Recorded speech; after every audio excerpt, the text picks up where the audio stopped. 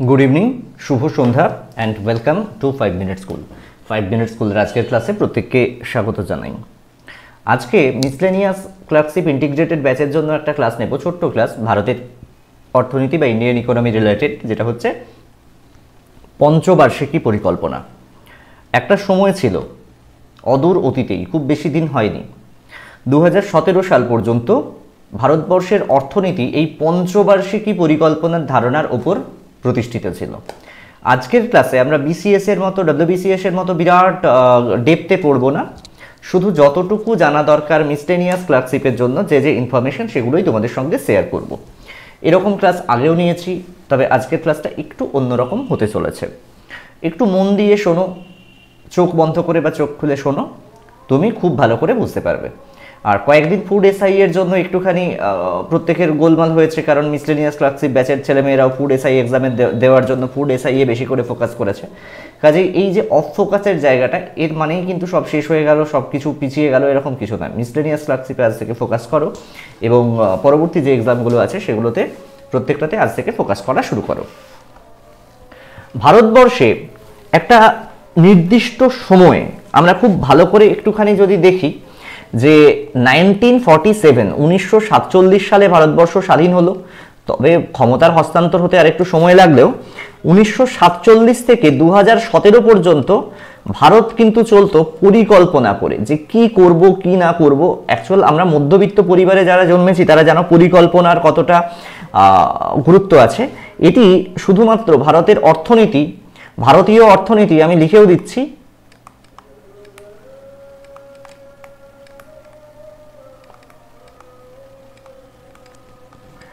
দাঁড়িয়েছিল পরিকল্পনার ধারণার উপর ভিত্তি করে।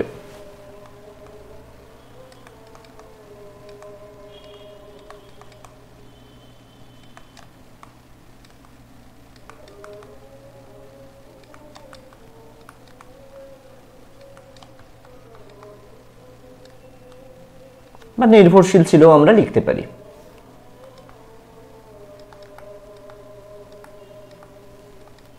প্রশ্ন হচ্ছে তারপরে কি এমন ঘটলো যে পরিকল্পনার ধারণা আর রাখা হলো। Then from 1947 to 2017 Indian economy was premised on the concept of planning.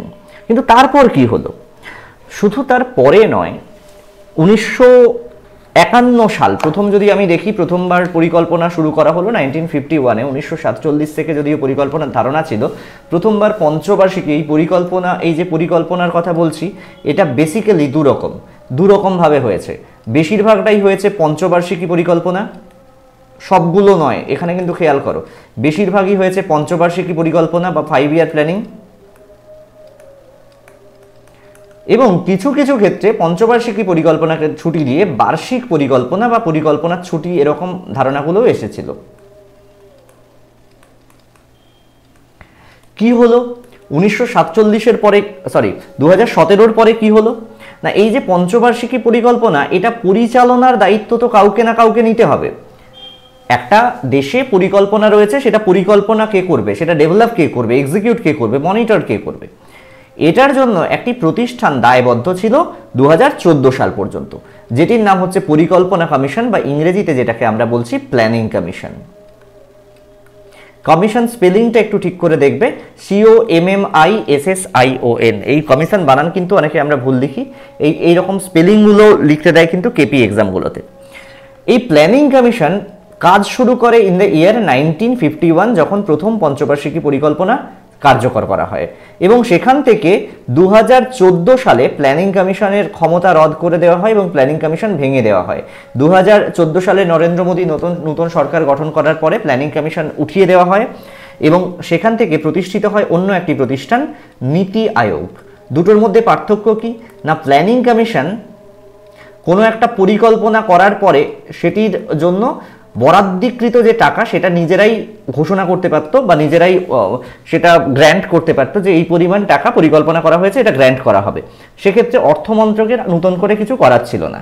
কিন্তু নীতি আয়োগ, যেটা 2014 থেকে 17 পর্যন্ত, 2014 থেকে 2017 পর্যন্ত পঞ্চবার্ষিকী পরিকল্পনার ভার যার উপর ন্যস্ত ছিল। অ্যাকচুয়াল নীতি আয়োগ একটা থিঙ্ক ট্যাঙ্ক, অর্থাৎ এরা কেবলমাত্র পরিকল্পনা করে সেটা কনসিডারেশনের জন্য প্রধানমন্ত্রীর কাছে পাঠিয়ে দেন। প্রধানমন্ত্রী যদি মনে করেন সেক্ষেত্রে তিনি ওই পরিকল্পনাটি মেনে নিতে পারেন অথবা নাও নিতে পারেন, সেক্ষেত্রে নীতি আয়োগের আলাদা করে কিছু করার নেই।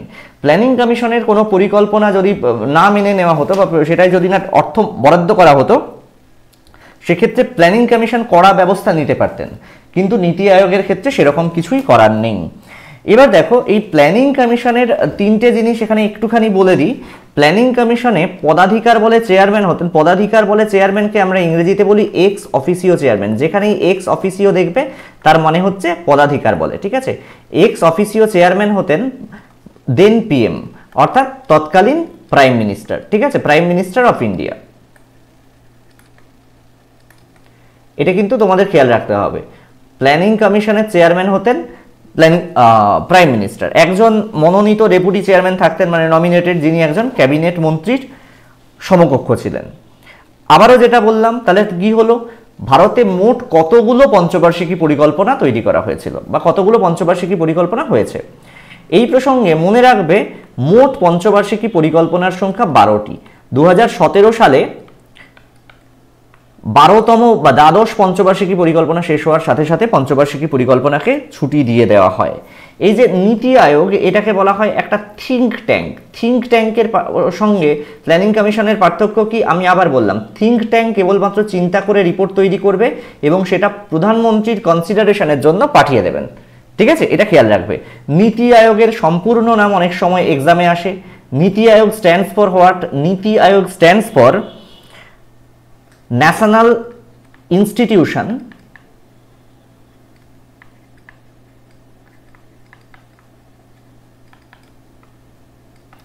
ফর ট্রান্সফর্মিং ইন্ডিয়া আয়োগ।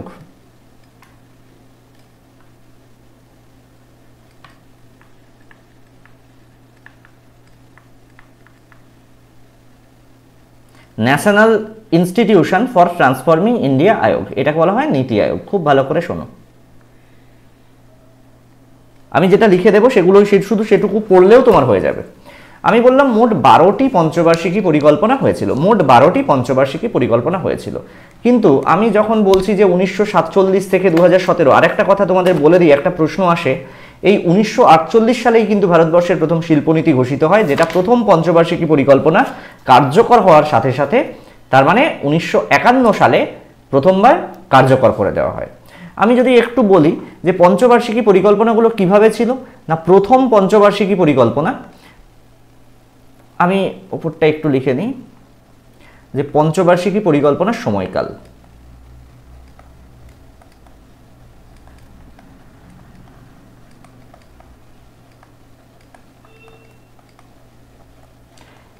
এই সময়কালটা একটুখানি মনে রাখতে হয়, কারণ এখান থেকে কিন্তু অনেকবার প্রশ্ন আসতে দেখেছি বা অনেকবার প্রশ্ন আসে, যদিও পঞ্চবার্ষিকী পরিকল্পনা উঠে গেছে তা সত্ত্বেও।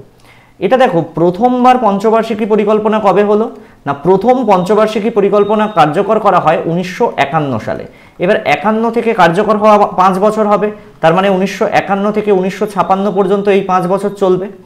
তারপরে পরেই প্রথম পঞ্চবার্ষিকী পরিকল্পনা মোটামুটি সফল হয়ে যাওয়ায় হয় দ্বিতীয় পঞ্চবার্ষিকী পরিকল্পনা, যেটা 1956 থেকে 1961 পর্যন্ত চলবে, ঠিক আছে। তারপরে কি হলো, না তৃতীয় পঞ্চবার্ষিকী পরিকল্পনা এলো। তৃতীয় পঞ্চবার্ষিকী পরিকল্পনায় কি হলো, না 1961 থেকে শুরু হলো, খেয়াল করো, এটা চললো 1966 পর্যন্ত। কিন্তু এরপরেই এই সময়ে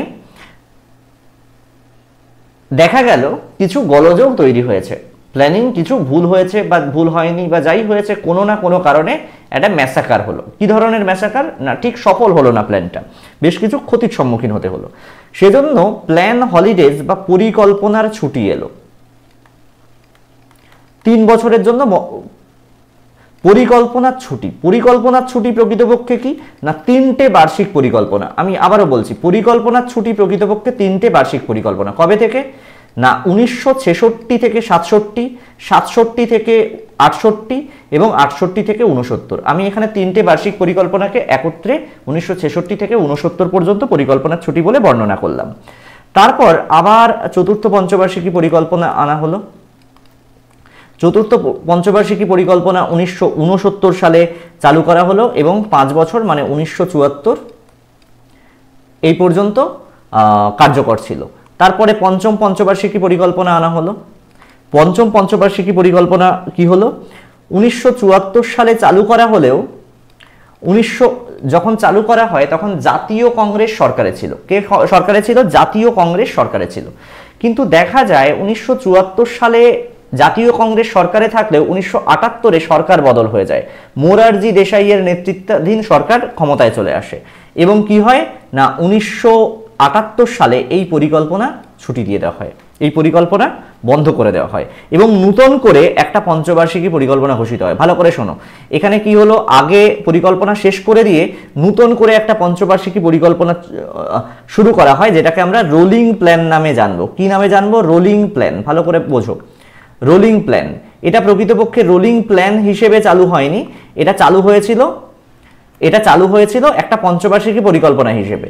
কিন্তু 1978 সালে চালু হওয়া এই পরিকল্পনাটি মাত্র 2 বছরের মধ্যে বন্ধ হয়ে যায়। কেন না জাতীয় কংগ্রেস পুনরায় ক্ষমতায় ফিরে আসে এবং এই পরিকল্পনাটিকে বন্ধ করে দেওয়ার সিদ্ধান্ত নেন এবং নতুন করে তারা ষষ্ঠ পঞ্চবার্ষিকী পরিকল্পনা শুরু করেন। এখান থেকে একটা ইভেন ইয়ার অড ইয়ার এরকম একটা আসবে। দেখো, ষষ্ঠ পঞ্চবার্ষিকী পরিকল্পনা শুরু হচ্ছে 1980-তে, যেটা 1985 পর্যন্ত থাকছে। তাহলে খেয়াল করো যে এই রোলিং প্ল্যান এটা কিন্তু প্রকৃতপক্ষে বার্ষিক প্ল্যান ছিল না, এটা একটা পঞ্চবার্ষিকী পরিকল্পনা হিসেবেই শুরু করা হয়েছিল, যে পঞ্চম পঞ্চবার্ষিকী পরিকল্পনাটি বন্ধ করে ষষ্ঠ পঞ্চবার্ষিকী পরিকল্পনা হিসেবে শুরু করা হয়েছিল। কিন্তু 80 থেকে 85 এই সময়কালের মধ্যে যেহেতু 80-তে কংগ্রেস ক্ষমতায় পুনরায় ফিরে এলো মোরারজি দেশাইয়ের জনতা দলকে হারিয়ে, সেক্ষেত্রে আবার পুনরায় ষষ্ঠ পঞ্চবার্ষিকী পরিকল্পনা চালু করা হলো। তারপর এলো সপ্তম পঞ্চবার্ষিকী পরিকল্পনা। সপ্তম পঞ্চবার্ষিকী পরিকল্পনা 1985 থেকে 90 সাল পর্যন্ত। কিন্তু এই সময়ে বেশ কিছু গোটা বিশ্ব জুড়ে বেশ কিছু সমস্যা দেখা দেওয়ার ফলে ভারতবর্ষেও তার প্রভাব পড়ল, যেটা হচ্ছে টাকার অবমূল্যায়ন করতে ভারত সরকার বাধ্য হলো। এই সময় 3টে বার্ষিক পরিকল্পনা আনা হলো, 2টো বার্ষিক পরিকল্পনা আনা হলো। কবে আনা হলো সেটা না, বার্ষিক পরিকল্পনা এই 1990 এর পর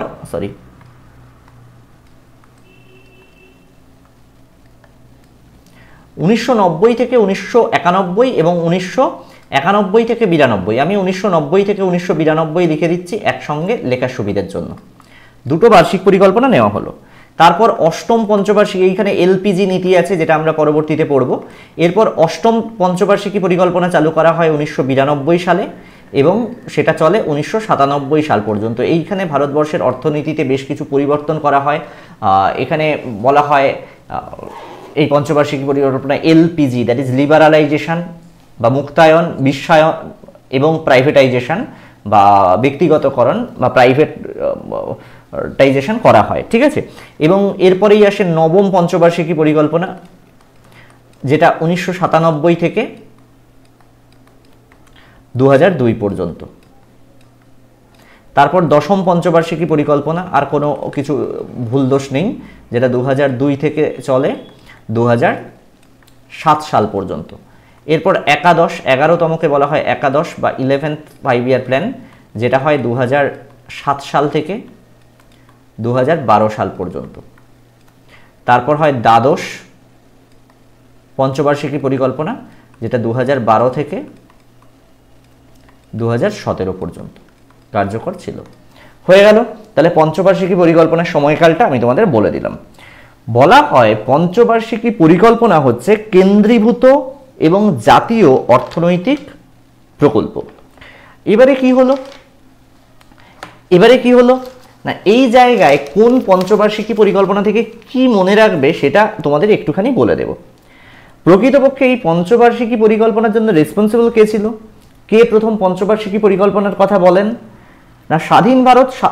ভারতের স্বাধীনতা আসার পরেই জওহরলাল নেহেরু যদিও কংগ্রেসের নেতা ছিলেন, তিনি কিন্তু একটু বামপন্থী ঘেঁষা এবং সমাজতান্ত্রিক আদর্শে বিশ্বাস করতেন। সেই সমাজতান্ত্রিক আদর্শে উদ্বুদ্ধ হয়ে ভারতবর্ষের ভূতপূর্ব প্রাক্তন প্রথম প্রধানমন্ত্রী পণ্ডিত জওহরলাল নেহেরু এই পঞ্চবার্ষিকী পরিকল্পনার সূচনা করেন।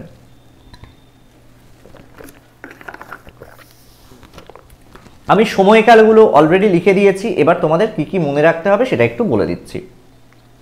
প্রথমে আমরা পড়ব প্রথম পঞ্চবার্ষিকী পরিকল্পনা, নোটসটাও আমি প্রোভাইড করে দেব। যেটুকু মনে রাখতে হবে তার বেশি বলছি না, মিসলেনিয়াস ক্লার্কশিপের জন্য। প্রথম পঞ্চবার্ষিকী পরিকল্পনা বা ফার্স্ট 5 ইয়ার প্ল্যানিং। আমি যেমনটা তোমাদের বলেছি যে এটা হয়েছিল 1951 থেকে 1951 থেকে 1956 পর্যন্ত এটা কার্যকর ছিল। এখানে সবার প্রথম এই পঞ্চবার্ষিকী পরিকল্পনা চালু করার কথা বলেন কে? এইখানে আমি লিখে দিচ্ছি, দেখো, চালু করতে বলেন, চালু করার কথা বলেন।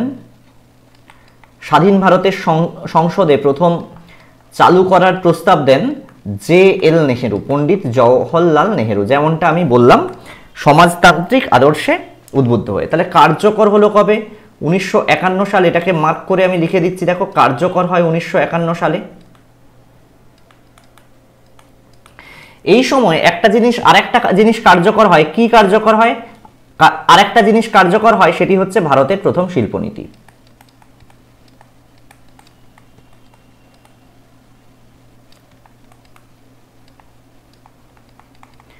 ভারতের প্রথম শিল্পনীতিও কার্যকর করা হয় 1951 সালে প্রথম পঞ্চবার্ষিকী পরিকল্পনার সাথে সাথে।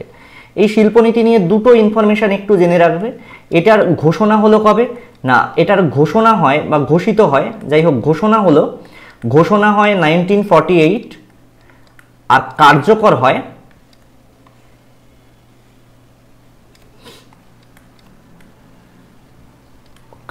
হয় 1951 প্রথম পঞ্চবার্ষিকী পরিকল্পনার সাথে। এবার এই পরিকল্পনাটি একটি বিশেষ মডেলের ওপর ভিত্তি করে গড়ে ওঠে। এটা কিসের ওপর ভিত্তি করে গড়ে ওঠে? না, একটা বিশেষ মডেলের ওপর ভিত্তি করে গড়ে ওঠে। কীরকম? মডেলটার নাম হচ্ছে Harold Domar model. Harold Domar model. কিন্তু সরাসরি এই মডেলটিকে অ্যাপ্লিকেশন করা হয়নি, এই মডেলটির অ্যাপ্লিকেশন করা হয়নি। কি করা হয়েছিল? না, with some modifications. Pandit Nehru এই মডিফিকেশন টিমের হেড ছিলেন। Harrod Domar model with some modifications. আশা করি বুঝতে তোমাদের কোনো অসুবিধা হবে না। এখানে এই মডেলটিতে বেস ফোকাস, এই মডেল অনুযায়ী ফোকাস কোথায় ছিল? এই মডেলের ফোকাস কোথায় ছিল? না, এই মডেল অনুযায়ী প্রথম পঞ্চবার্ষিকী পরিকল্পনার ফোকাস ছিল প্রাইমারি সেক্টরে। প্রাইমারি সেক্টর কাকে বলে সেটি বারবার আমি তোমাদের পড়িয়েছি। যেগুলো সরাসরি পৃথিবী থেকে সংগ্রহ অথবা পৃথিবীতে চাষ করে কালেক্ট করা হয়, যেটা মাটির সঙ্গে সম্পর্কিত, সেটাকে বলা হয় প্রাইমারি সেক্টর। এখানে বেশ কয়েকটা গুরুত্বপূর্ণ ক্ষেত্রের উন্নতিতে জোর দেওয়া হয়েছিল, যেমন irrigation, agriculture, transport, industry, social service, rehabilitation ইত্যাদি গুরুত্বপূর্ণ ক্ষেত্রগুলোয় জোর দেওয়া হয়েছিল। কিন্তু সেগুলো তোমাদের এখানে জানার খুব একটা প্রয়োজন নেই, বা এই এক্সামগুলোর জন্য সেটা অত প্রয়োজন নেই। এখানে কি কি জানতে হবে? না, এখানে টার্গেট গ্রোথ কত ছিল? আমি গ্রোথ বলেই লিখছি। গ্রোথ মানে জিডিপি গ্রোথ। গ্রোথ কিরকম? না, গ্রোথ টার্গেট করা হয়েছিল, টার্গেটেড গ্রোথ রেট ছিল 2.1% অ্যানুয়াল জিডিপি গ্রোথ, বার্ষিক জিডিপি গ্রোথ। কিন্তু অ্যাচিভ করা গেছিল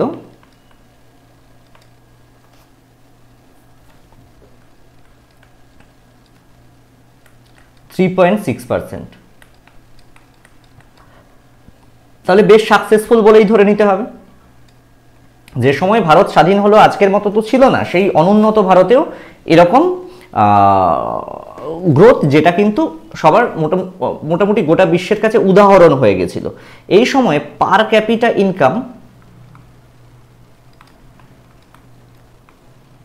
বা মাথাপিছু আয় বৃদ্ধি পায়, পার ক্যাপিটা ইনকাম গ্রোথ রেট ছিল 8%।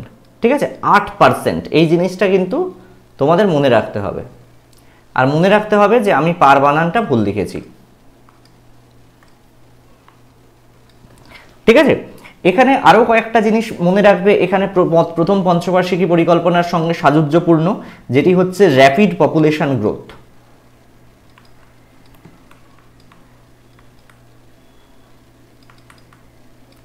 কেন হলো র্যাপিড পপুলেশন গ্রোথ? কেন হলো বলছি, দ্রুত জনসংখ্যার বৃদ্ধি হলো। কেন হলো না, এখানে government of India and WHO যৌথভাবে কাজ করতে শুরু করলো। এদের মধ্যে একটা মেমোরেন্ডাম অফ আন্ডারস্ট্যান্ডিং বা মৌ স্বাক্ষরিত হলো, যার ফলে প্রথম পঞ্চবার্ষিকী পরিকল্পনার সঙ্গে শিশু মৃত্যুর হার কমানো গেল এবং শিশুদের স্বাস্থ্যের উন্নতি হলো, ফলে দ্রুত হারে জনসংখ্যা বাড়তে থাকলো। এখানে কয়েকটা গুরুত্বপূর্ণ ড্যাম তৈরি করা হলো। প্রথম পঞ্চবার্ষিকী পরিকল্পনায় কয়েকটা ড্যাম তৈরি করা হয়, যেগুলোর নাম তোমাদের জানতে হবে। কি কি ড্যাম? প্রথম জানবে তুমি ভাকরা নাঙ্গাল,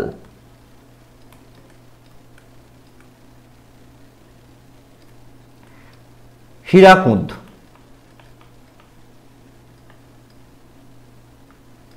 মেত্তুর,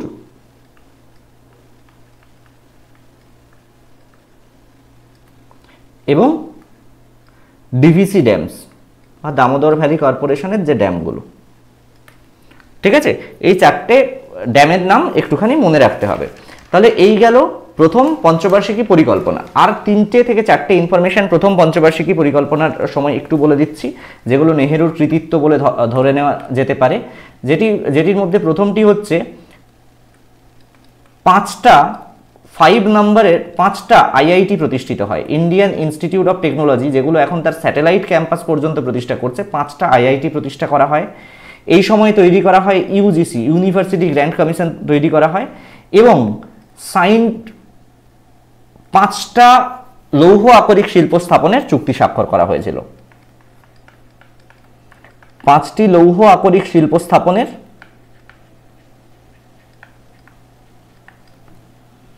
লৌহ ইস্পাত শিল্প স্থাপনের চুক্তি করা হয়।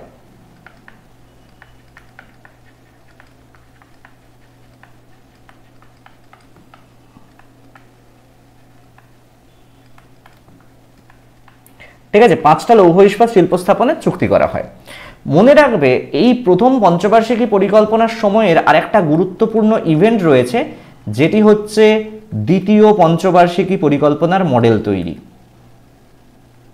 সেকেন্ড 5 ইয়ার প্ল্যান বা দ্বিতীয় পঞ্চবার্ষিকী পরিকল্পনা এর মডেল তৈরি হয় এই সময়ে। ঠিক আছে, কে করেন? প্রশান্ত চন্দ্র মহালানবিশ, যেটাতে আমরা পরবর্তীতে আসছি। তাহলে এই প্ল্যানটাকে কি বলা হয়? বলা হয়, এই প্ল্যানকে বলা হয় কোয়াসি সাকসেসফুল। প্রশ্ন আসে, কোয়াসি সাকসেসফুল কাকে বলে? এই প্রথম পঞ্চবার্ষিকী পরিকল্পনাটাকে বলা হয় কোয়াসি সাকসেসফুল প্ল্যান। এটা কিন্তু খেয়াল রাখবে তোমরা। আমরা এরপর কি করব না, এরপর আমরা সরাসরি চলে যাব দ্বিতীয় পঞ্চবার্ষিকী পরিকল্পনার ইতিহাসে।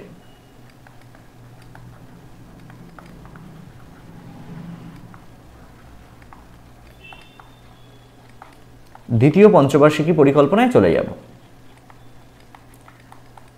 দ্বিতীয় পঞ্চবার্ষিকী পরিকল্পনা কবে হলো না, 1956 থেকে 1961। ভালো করে বোঝো, দুনিয়ার সব ইনফরমেশন আমি দেব না, যেটুকু ইনফরমেশন দেব তার বাইরে তোমার এক্সামে কোয়েশ্চেন আসবে না, সেটুকুই তোমাকে জানতে হবে। এখানে কোন, আমি যেমনটা বললাম, তাহলে সবার প্রথম মডেলটার নাম আমাদের জানতে হবে। এখানের যে মডেল, সেই মডেলটিকে বলা হয় নেহেরু মহালানবিশ মডেল।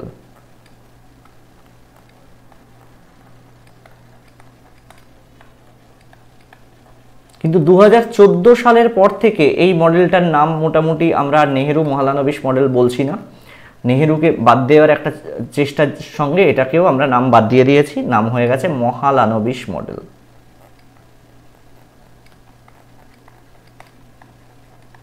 মহালানবিশ মডেল কি হলো? এই মহালানবিশ মডেলে কি হলো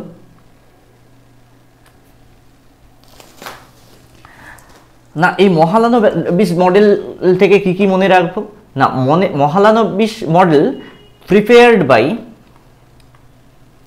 তৈরি করেছিলেন কে? PC মহালানবিশ বা প্রশান্ত চন্দ্র মহালানবিশ।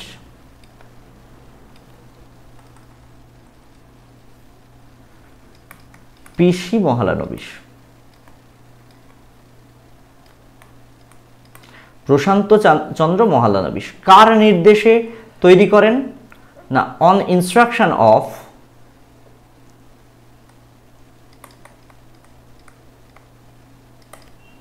কার নির্দেশে? না, জে.এল. নেহেরু, পণ্ডিত জে.এল. নেহেরুর নির্দেশে তৈরি করেন। এটার আবার একটা বড় ইতিহাস আছে। কিরকম? না, প্রথম পঞ্চবার্ষিকী পরিকল্পনার সাফল্য দেখে মাঝামাঝি সময়ে প্রশান্ত চন্দ্র মহলানবিশ, যাকে বলা হয় father of statistics in India, কি বলা হয়? ফাদার অফ স্ট্যাটিস্টিক্স, পরিসংখ্যানের জনক ইন ইন্ডিয়া, ভারতে পরিসংখ্যানের জনক বলা হয় তাকে। তাকে যিনি প্রতিষ্ঠা করেন, ইনি কি করেছিলেন? না, founded ISI, Indian statistical institute, বরানগরে রয়েছে, কলকাতার উপকণ্ঠে বরানগরে রয়েছে। একে প্রশান্ত চন্দ্র মহলানবিশকে বলেন যে একটা নতুন পরিকল্পনা তৈরি করার জন্য, দ্বিতীয় পঞ্চবার্ষিকী পরিকল্পনার জন্য। তিনি প্রথমে একটি খসড়া পরিকল্পনা তৈরি করেন, যেটা নেহেরুর পছন্দ হয়নি, এবং প্রশান্ত চন্দ্র মহলানবিশকে তিনি তখন নির্দেশ দেন বা বলেন যে ঠান্ডা ঘরে বসে নয়, ফ্রিকোয়েন্ট প্রচুর পরিমাণে ডেটা কালেক্ট করে, ডেটা স্যাম্পলিং করে একটা পরিকল্পনা তৈরি করার। যে কারণে দ্বিতীয় পঞ্চবার্ষিকী পরিকল্পনার এই মডেলটা দীর্ঘদিন ধরে তৈরি করা হয়েছিল। And it is based on, Nehru Mahalanobis model is based on, মনে রাখবে এটা ক্লোজড ইকোনমির ওপরে। ক্লোজড ইকোনমি কাকে বলে আগেও পড়িয়েছি, ওপেন ইকোনমি এবং ক্লোজড ইকোনমি কাকে বলে সেটা আগে পড়েছি। এই ক্লোজড ইকোনমির ওপর বেস করে গড়ে তোলা হয়। এতে ইম্পর্টেন্স দেওয়া হয় কাকে? এম কি ছিল? এর দুটো বেসিক এম দুটো ছিল। এই মডেলটির দুটো বেসিক এম ছিল। কি কি? প্রথম এম ছিল সরকারি ক্ষেত্রের সংস্কার, that is development of public sector.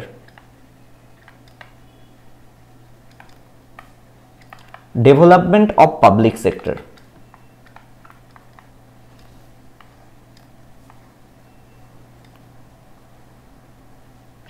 আর দ্বিতীয় লক্ষ্য ছিল র্যাপিড ইন্ডাস্ট্রিয়ালাইজেশন।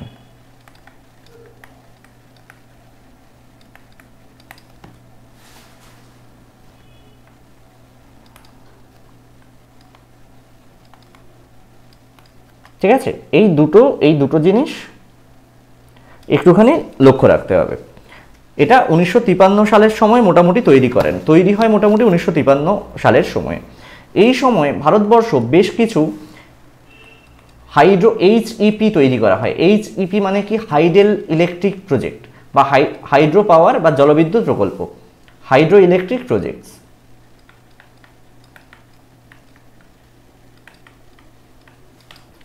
পাঁচটি লৌহ ইস্পাত কারখানা স্থাপিত হয়। স্টিল প্ল্যান্ট তৈরি করা হয় কোথায় কোথায়? কটা? না, 5, 5টা, 5 নাম্বারস। আমরা মনে রাখবো কি কি? এগুলোর মধ্যে একটুখানি দেখো, আমরা মনে রাখবো কি কি? আমরা মনে রাখবো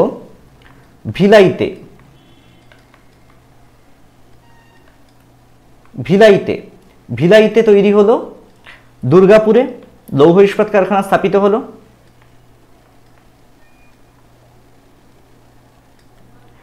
এবং রাউরকেল্লাতে স্থাপিত হলো। তবে হঠাৎ করে স্থাপিত হয়ে গেল, ভারতের কিছু প্রযুক্তি নেই, কিছু নেই, হঠাৎ করে স্থাপিত হয়ে গেল, এটা বেশ অবাক করার মতো একটা বিষয়। এখানে বলে রাখি, ভিলাইতে স্থাপিত হয় with the help of Russia. রাশিয়ার সহায়তায় প্রতিষ্ঠিত হয়, এবং সোভিয়েত রাশিয়াকে দেখেই কিন্তু প্রথম পঞ্চবার্ষিকী পরিকল্পনার ধারণা চালু হয়েছিল। যেমনটা বললাম, দুর্গাপুরটা চালু হয় ব্রিটেনের সহযোগিতায়,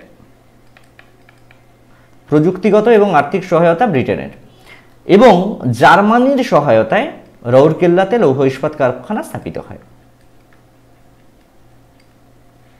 অর্থাৎ প্রযুক্তি এবং আর্থিক সহায়তা করে জার্মানি। এই সময়ে কয়লা উৎপাদন ব্যাপকভাবে বৃদ্ধি পায়। ঠিক আছে, কি হলো? Coal production increase in coal production. খেয়াল রাখতে হবে, কয়লা উৎপাদন ব্যাপকভাবে বেড়ে গেল, এটা নজরে রাখবে। উত্তর পূর্ব ভারতে নতুন নতুন রেলপথ তৈরি করা হলো, এবং দুটো রিসার্চ ইনস্টিটিউট তৈরি করা হলো।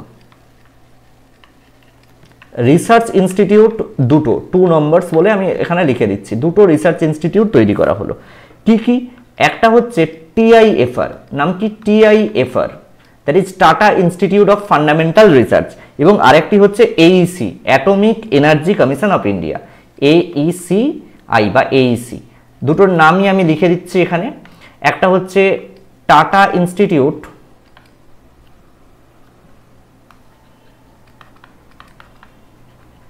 Of fundamental research,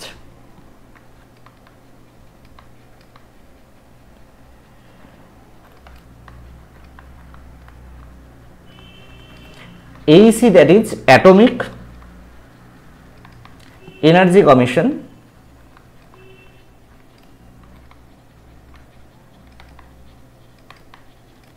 of India। ঠিক আছে, 1957-এ এই সময়কালে 1957 সালে একটা ট্যালেন্ট সার্চ এক্সামিনেশন চালু করা হয়। কি করা হয়? Talent search and scholarship programme.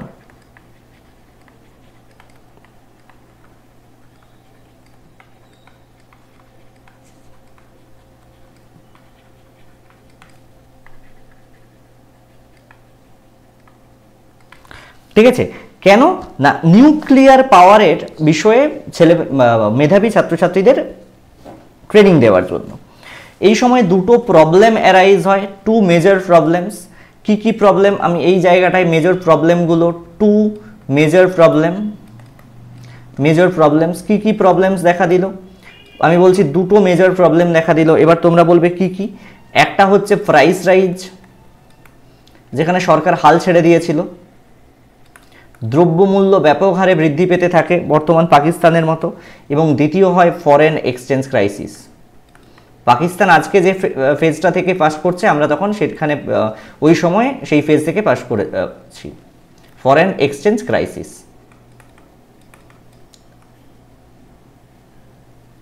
এই দুটো জিনিস কিন্তু খেয়াল করবে। মাথাপিছু আয় বেশ কমে গেছিল, কারণ দ্রুত জনসংখ্যা বৃদ্ধি পাচ্ছিল। আমরা যদি গ্রোথ রেটটার কথা একটু বলি, আমরা গ্রোথ রেট এখানেই বলছি, গ্রোথ রেটের কথা একটু যদি বলি, গ্রোথ রেট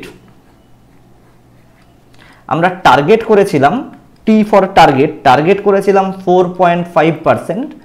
ঠিক আছে, কিন্তু অতটা অ্যাচিভ করতে পারিনি, অ্যাচিভ করতে পেরেছিলাম একটুখানি কম, যেটা হচ্ছে 4.27% পার ইয়ারলি জিডিপি। ঠিক আছে, এটা একটুখানি তোমাদের মনে রাখতে হবে।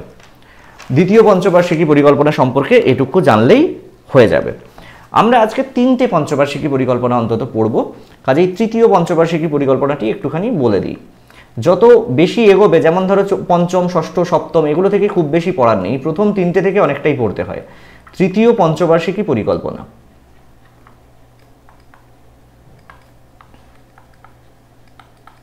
যেমন বললাম এগুলো কন্টিনিউ চলছিল, এর মাঝখানে কোনো ছুটি টুটি ছিল না, তাই জন্য এটা 1961 থেকে 1966 পর্যন্ত, 1961 থেকে 1966 পর্যন্ত তৃতীয় পঞ্চবার্ষিকী পরিকল্পনার সময়কাল।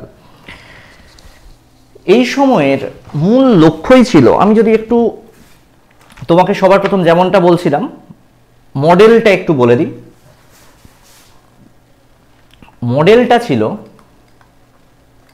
মডেলটা তৈরি করেন জন স্যান্ডি অ্যান্ড সুখময় চক্রবর্তী তৈরি করেন, সেজন্য বলা হয় জন স্যান্ডি অ্যান্ড সুখময় চক্রবর্তী মডেল।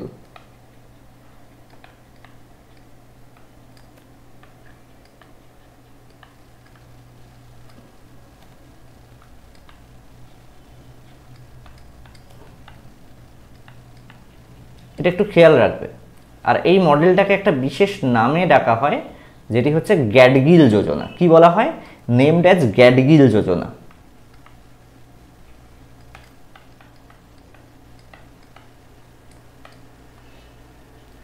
এখান থেকে বেশ কিছু ইনফরমেশন তোমাদের একটুখানি, খুব বেশি নয় কিন্তু একটুখানি মনে রাখতে হবে। কীরকম? এই সময়ের এম কি ছিল? একটা তো কিছু লক্ষ্য রাখা হয়, এখানে বেসিক এম রাখা হয় কৃষির উন্নয়ন।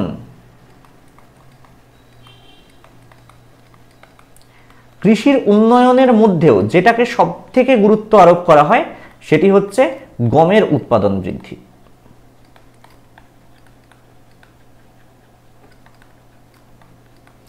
অর্থাৎ খাদ্যশস্যের উৎপাদন বা গমের উৎপাদন বৃদ্ধি ছিল মূল লক্ষ্য, ধানের ওপর তখনও তত গুরুত্ব দেওয়া হয়নি। এরপরে কি হলো না, এই পরিকল্পনা চলার সময় 1962 সালে ডিউরিং 1962 ভারত একটা কনফ্লিক্টের মুখোমুখি হলো। কিরকম? 1962 সালে চীন ভারত যুদ্ধ হলো, যেটাকে বলা হয় সিনো ইন্ডিয়া ওয়ার। ভারতবর্ষের আর্থিক পরিস্থিতি আজকের মতো ছিল না, যুদ্ধ কাজেই চীন ভারতবর্ষের বেশ ক্ষতি সাধন করতে পেরেছিল। ভারতের যে অর্থনৈতিক দুর্বলতা সেটাও প্রকট হয়ে ওঠে। ফলে এই সময় ভারতীয় অর্থনীতির লক্ষ্য পরিবর্তন হয়ে যায়। কি হয় না, এই সময় ভারতীয় অর্থনীতির লক্ষ্য পরিবর্তন হয়ে যায়। লক্ষ্য পরিবর্তন করে কি করা হলো, এতদিন যেটা বলা হলো যে কৃষির উন্নয়ন, মূলত গমের উৎপাদন বৃদ্ধি করা হবে, সেখানে বলা হলো দুটো বিষয়ে গুরুত্ব দিতে হবে।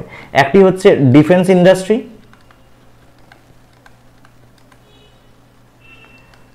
বা প্রতিরক্ষা শিল্পে খুব গুরুত্ব দিতে হবে, এবং তার সঙ্গে আরেকটি বিষয়ে গুরুত্ব দিতে হবে যেটি হচ্ছে ইন্ডিয়ান আর্মি। ভারতীয় সেনার বিষয়ে নজর দিতে হবে। এরপরে কোনো রকমের যুদ্ধ কাটিয়ে যখন ভারত উঠলো 1965-এ আবার একটা খরা হয়ে গেল। বলে না ভগবান যদি মারে কিছু করার নেই, বলে না, কি হলো না, এ সিভিয়ার ড্রট। গোটা ভারত জুড়ে একটা ভয়ঙ্কর খরা দেখা দিল, যার ফলে খাদ্য সংকট দেখা দিল। ফলে 1962 যুদ্ধের পরে এখানে একটা মেজর সমস্যা দেখা দেয় এই পঞ্চবার্ষিকী পরিকল্পনা, সেটি হচ্ছে ইনফ্লেশন বা মুদ্রাস্ফীতি। বিরাট একটা সমস্যার আকারে দেখা দেয়। ফলে প্রাইমারি যে লক্ষ্য, প্রাইমারি এম দাঁড়ায় কি? মুদ্রাস্ফীতি হলে যে কোনো অর্থনীতির প্রাইমারি এম কি হবে? প্রাইস স্টেবিলাইজেশন বা দ্রব্যমূল্য নিয়ন্ত্রণ, সেটাই আমি লিখে দিচ্ছি, price stabilisation.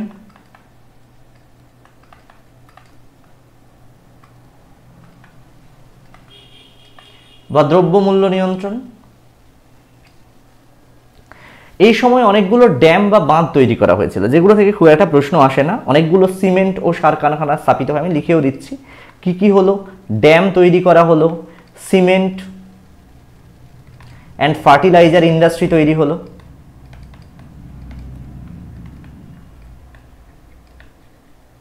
Fertiliser not industry না বলে ফ্যাক্টরি বলতে পারি। এর সঙ্গে সঙ্গে দেখা গেল পাঞ্জাবে গমের উৎপাদন বৃদ্ধি হলো ব্যাপকভাবে। আমি এই ফ্যাক্টরিটাকে একটু আলাদা পয়েন্ট করে দিই, তোমাদের বুঝতে সুবিধা হবে বা মনে রাখতে সুবিধা হবে। কি হলো, ড্যাম এবং ফার্টিলাইজার ইন্ডাস্ট্রি অনেকগুলো তৈরি করা হলো, পাঞ্জাবে গমের উৎপাদন বৃদ্ধি পেল।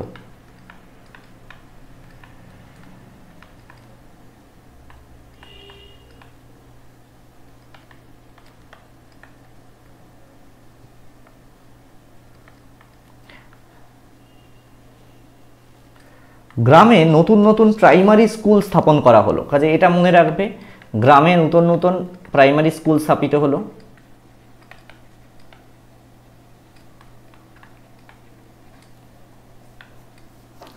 এবং এই সময়ে পঞ্চায়েত ভোটের সূচনা হয়। তৃতীয় পঞ্চবার্ষিকী পরিকল্পনার সময় পঞ্চায়েত ভোটের সূচনা হয়। এটা থেকে কিন্তু প্রশ্ন আসতে পারে, যেহেতু সামনে ভোট, এরকম প্রশ্ন আসে, ভোটের সূচনা কবে থেকে হলো পঞ্চায়েত ভোটের, এটা মনে রাখতে হবে। রাজ্যগুলোকে বেশি করে উন্নয়নের দায়িত্ব এই সময় দেওয়া হয় এবং দুটো জিনিস গঠন করা হয়। একটি হচ্ছে স্টেট ইলেকট্রিসিটি বোর্ড,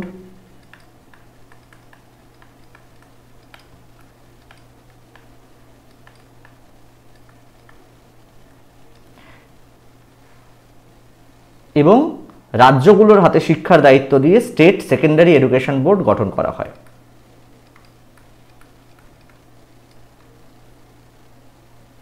আগে গোটা দেশে একটাই নিয়ামক সংস্থা ছিল, যেটা সেকেন্ডারি এডুকেশন বোর্ড তৈরির মাধ্যমে রাজ্যগুলোর হাতে দায়িত্ব দিয়ে দেওয়া হয়।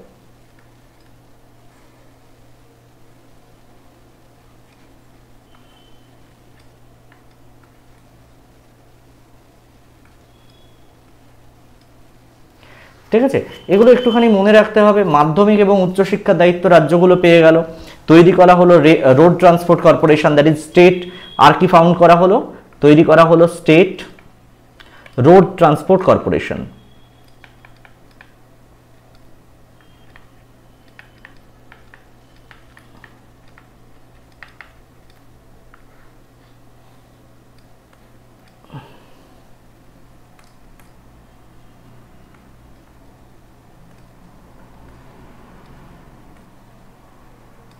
যাই হোক, এই সময় যেটা গ্রোথ রেট, আমি গ্রোথ রেটটা লিখে দিচ্ছি, একটু খেয়াল রাখবে। গ্রোথ রেট কিন্তু খুব বেশি ছিল না। গ্রোথ রেট টার্গেট করা হয় খুব হাই এক্সপেকটেশন, টার্গেট করা হয় 5.6%। খেয়াল রাখবে, টার্গেট করা হয় 5.6%, কিন্তু এতগুলো ঘটনাবহুল হওয়ার জন্য অ্যাকচুয়ালি অ্যাচিভ করা পসিবল হয়েছিল 2.4%। এটাকে বলা হয় সম্পূর্ণ ব্যর্থ পরিকল্পনা বা মিজারেবলি ফেইলড।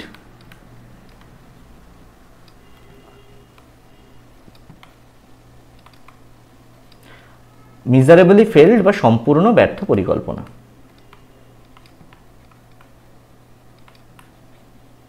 অর্থাৎ সরকারের সদিচ্ছা, অনেক সময় তোমাদের সদিচ্ছা থাকলেও যে বাইরের কিছু কারণে সফল হতে পারো না, সেরকম সরকারের সদিচ্ছা সব রকম ছিল, কিন্তু যুদ্ধ, খরা, পরপর বেশ কিছু কারণে এই পরিকল্পনাটি মিজারেবলি ফেলড হয়ে যায়।